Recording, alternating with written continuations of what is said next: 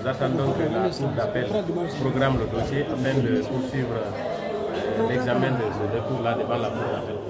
Alors pour le moment, il n'y a eu aucun montant recouvré au compte des victimes. À la suite donc de ce jugement, nous attendons la République de Julien pour pouvoir mener des démarches, non seulement au niveau de l'État, mais également au niveau des condamnés. Parce que le jugement est assorti de l'exécution provisoire qui nous permet de pratiquer des saisies sur les avoirs des personnes qui ont été condamnées afin de rentrer en possession d'une partie des montants qui ont été alloués. Nous sommes satisfaits du contenu du jugement, en grande partie, même s'il y a des points sur lesquels nous avons relevé appel, notamment c'est le cas des fosses communes, parce qu'il n'y a aucune information précise sur la localisation de ces fosses communes.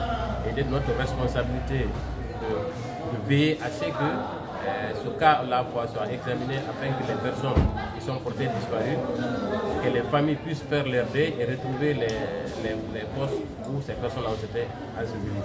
Pour le moment, on est satisfait en grande partie par rapport au jugement qui a été rendu, mais nous attendons l'examen à la Cour d'appel. Mais il y a eu de nouveaux inculpés qui n'ont pas encore été entendus par le juge. Est-ce qu'on peut dire que ce procès n'est pas encore terminé? Non, ce procès-là, en tout cas l'affaire du 28 septembre n'est pas terminée.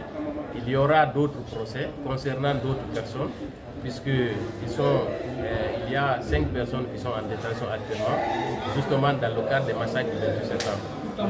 Nous attendons que la Cour suprême se prononce sur les recours qui ont été exercés et nous espérons que ces recours-là vont être rejetés pour permettre que ces dossiers-là soient programmés et ces personnes-là soient jugées au niveau du tribunal criminel de Bixi.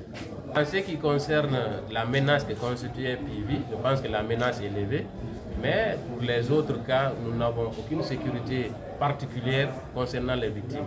Même s'il y a une loi qui protège les victimes et les témoins, cette loi n'a jamais été mise en œuvre.